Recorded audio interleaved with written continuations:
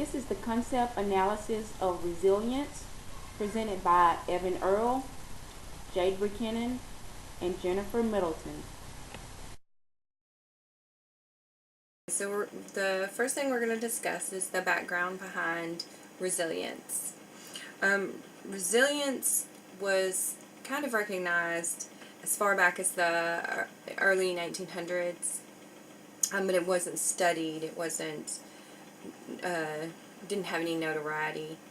It wasn't until the 1960s, between the 1960s and the 1970s, that the concept of resilience was closely observed, and it was actually during a study of children with schizophrenia. And what they had noticed is that children that had been through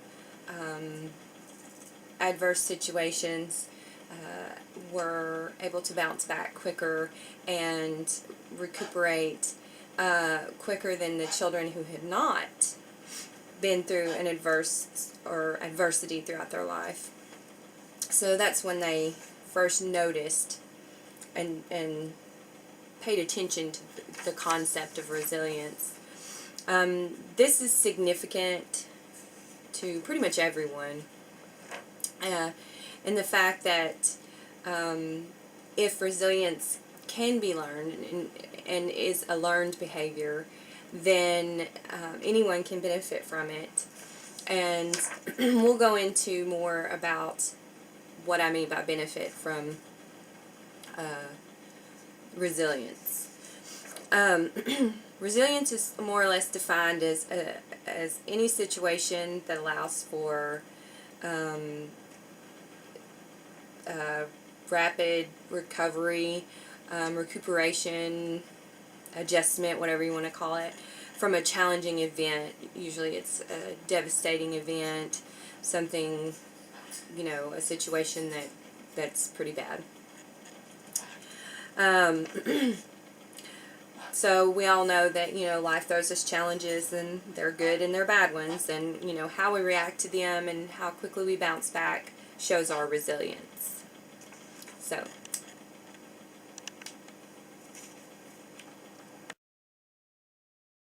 thing we're going to discuss is some of the published work that I reviewed and the meaning behind the word resilience.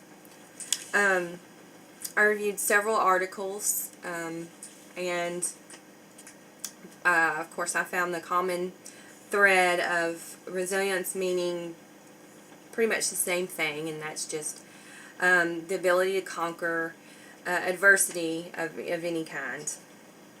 So the first article that I reviewed discussed how that the weather is changing and causing more floods and hurricanes, tsunamis. They're more intense. A lot of terrorist and stuff like that actions. And so basically what the author was discussing was how institutions can be better prepared for stuff like this and be more resilient in these cases. And he discussed that some of the institutions, organizational, areas that were already prepared for things like this and had showed strong resilience was like airports and stuff like that have actually had, a lot of things happen, so they're better prepared. And so in this case, he demonstrated that organizational level of whatever your environment is, whatever it is, if it's the government or whatever, that that resilience is equally significant, and that they should be better prepared. The second article that I read was in reference to healthcare, and it was discussing the stresses of healthcare workers and everything they have to put up with, and it was more or less stating that with resilience they could use these opportunities as a learning experience and not be so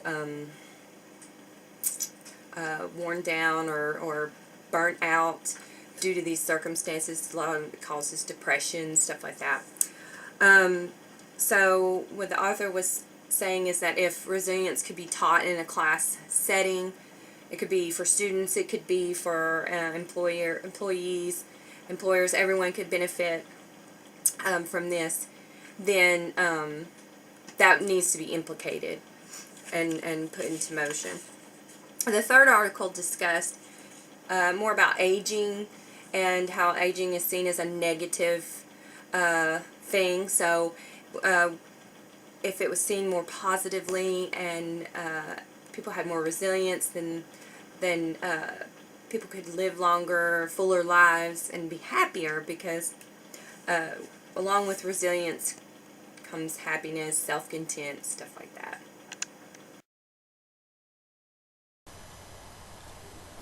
What is concept analysis? Concept analysis is the process of closely examining the terms used in a given concept.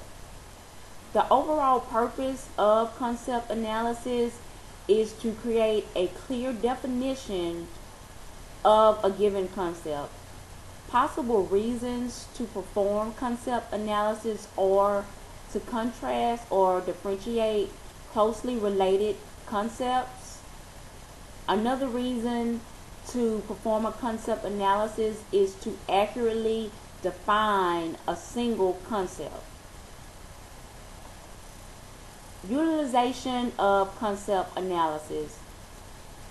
Possible uses for concept analysis are to populate nursing diagnoses, to formulate research hypotheses, or to develop computerized databases. The intended purpose of this concept analysis is to create a clear meaning of resilience for the purpose of populating nursing diagnoses related to the subject of resilience.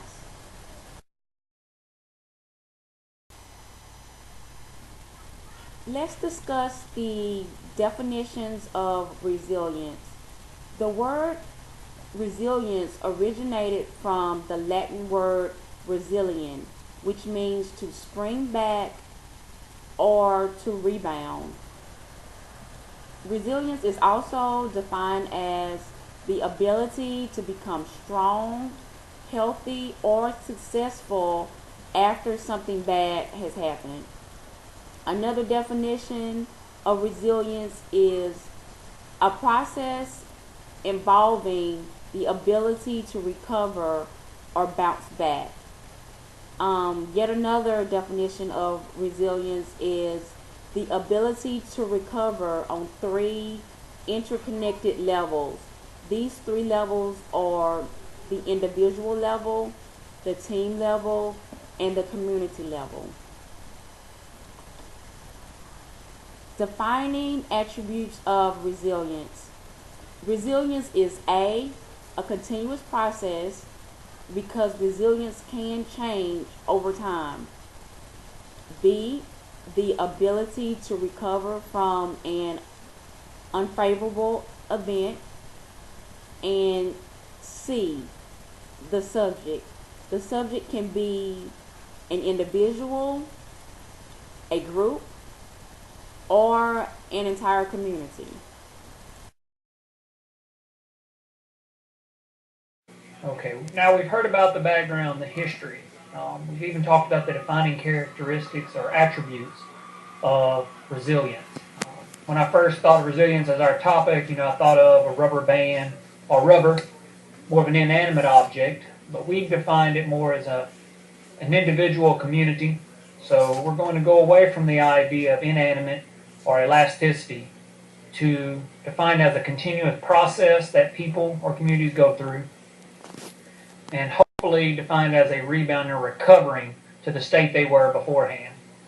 The model case should represent all 3, and hopefully I did that by explaining what the citizens, the community, and the town of New Orleans went through after Hurricane Katrina, the devastating losses they had, and the continuing process that sometimes, or that they're still going through today, to help heal the scars and the broken individuals' homes or communities that they suffered. The related case should be more along the lines of a synonym of the concept. It's close, but it doesn't have all the contributions or attributes that we were looking for. I chose the runner, starting a race, having difficulties in that race, leg cramps, shortness of breath, because he was unprepared. And he did finish the race, which showed stamina, but he never really recovered or rebounded and actually still continued to have his disabilities even after the race. So to me, he lost out, but was close because he showed the stamina to continue, but not really the resilience to recover. So to me, it was more of a synonym of what resilience would be, having someone else talk about it, but not really what we were defining as our concept. The next case was the contrary case, which is basically the complete opposite of what we were trying to discuss as our concept. If it's not this, if it is this, then it's complete opposite. Or if it's not this, then what it should be. Contrary case that I came up with was a nurse that had many difficulties in her new job. Co-workers were upset with her. Her patients were unable to talk with her. She felt stressed and unconfident with herself. And in the end, instead of overcoming these and asking for assistance or having a mentor come in and help her, she just quit the job or asked for a transfer to something she felt more comfortable with doing. To us, we talked about, these are not the defined attributes. There was no concept of process. She just quit. There was no recovery or rebound. She just quit. Again, the failure to come back after a devastating loss or many consequences in your path, this is the opposite of resilience. The borderline case, and I chose Avant and Walker through most of these, if not all. In Chin and Kramer, they talk about a pseudonym or a slang word. I really didn't find any slang words that use resilient. So I talk about the borderline case with a lady whose faith has an indomitable will. She comes down with cancer, and instead of seeking help or listening to the doctors or her friends, she just says God will fix everything.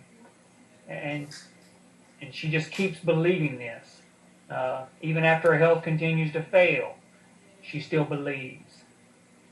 And this is a concept or belief, and it's a continuing process, but there's no rebound. She rebounds faith-wise, but not in the ways that we look at as nurses about her body rebounding or her continuing living. And then she dies, but never loses faith, which shows her indomitable will, but not her resilience. A resilience would have been to fight through and hopefully live or become more aware. The last case is an invented case, and it talks about going out there and finding something that has nothing to do with our day-to-day lives, outside the concept of what resilience would normally be. I chose to talk about a cartoon of mine that I liked to watch when I was a child, of a coyote chasing a roadrunner, and everything imaginable happens. He gets blown up. He falls off a cliff. He still manages to get back up. He invents things. He tries new things. He asks for help from books. He does all these things trying to catch the roadrunner.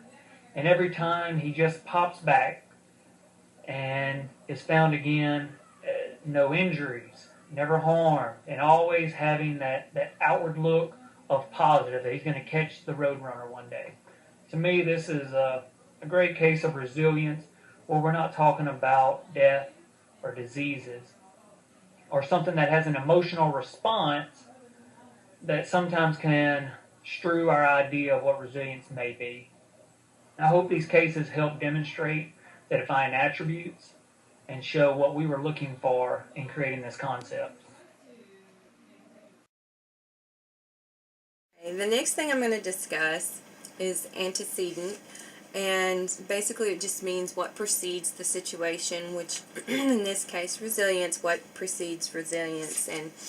And usually that is someone with a background of adversity, huge adversity, whether it be chronic poverty or abuse or anything like that. That would fall under that heading. And what I've found consistently through the literature is that what was most commonly observed and noted was a prerequisite for resilience with a negative event. So basically that's, So what I found is that a lot of the authors discuss what we call the waves of resilience. And this was discovered, researched by Glenn Richardson. And basically in wave 1, the researchers pretty much were looking at the qualities that someone possessed, the characteristics that allowed people to thrive regardless of their situation. So they looked at like support, family support, stuff like that. Wave 2 was the process of resilience, which is they looked at how people can attain resilient qualities. So, and why some did and why some didn't. And wave 3 was innate resilience. It looked at the concept of intuitive resilience and the motivational dynamics, which is, why and what brought resilience around, and it was usually, of course, the adverse situation. Then you have consequences. Now, of course, the consequences mostly were positive. I didn't really see a whole lot of negative consequences, but I'm going to review what they looked at was your risk factors. Of course, I was saying like the poverty, divorce, like maybe prenatal stress, something like that.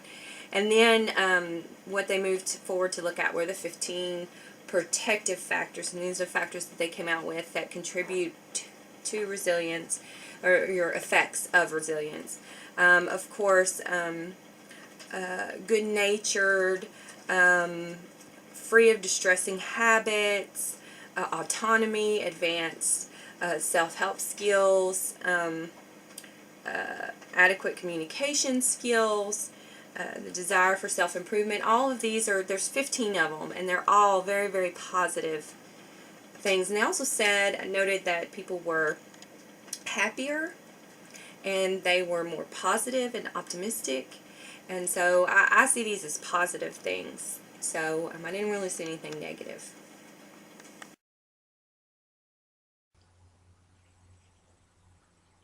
Empirical indicators are how we measure our concept. These are the things that are observable and have a way of measurement to them, either qualitative or quantitative. Since our concept is abstract in nature, most likely would be a qualitative measure instead of a quantitative measure. We need to define what a catastrophe is, so we can measure, the degree of rebound or recovery a person experiences, and then a time in which it takes to recover. There could be less or more depending on which event or situation we're trying to imply to, which I'll cover in our next slide. Operational definition. We're combining the attributes more than the concept, so we have a way of observing. Any person, community, or group that recovers from an unfavorable event through a continuous process to a wellness state at or better than before the event. It should represent the concept related to a theory.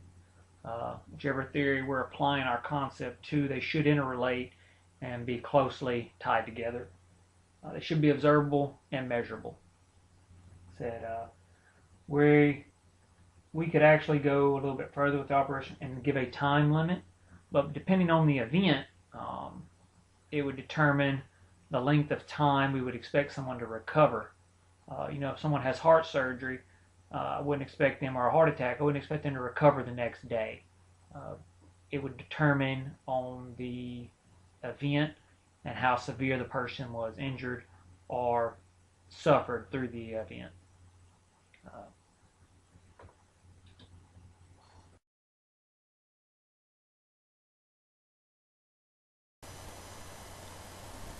In summary, why is the concept of resilience meaningful to nursing? Resilience is a concept that is applicable to everyone. Specifically, resilience is applicable to nurses, patients, and patient family members. So that makes the concept of resilience meaningful to the field of nursing. Again, some ways the field of nursing can utilize the concept analysis of resilience or to develop nursing diagnoses, to develop research hypotheses, and to develop computerized databases. For the purpose of this concept analysis, the operational definition of resilience is any person, group, or community that recovers from an unfavorable event through a continuous process to a wellness state at or better than before the event. Although resilience is an abstract concept, there are some tools in existence to measure resilience. Ways to measure resilience are the Connor-Davidson Resilience Scale, the Bereaved Resilient Coping Scale, the Barak Protective Factors Inventory, and the Resiliency Scale.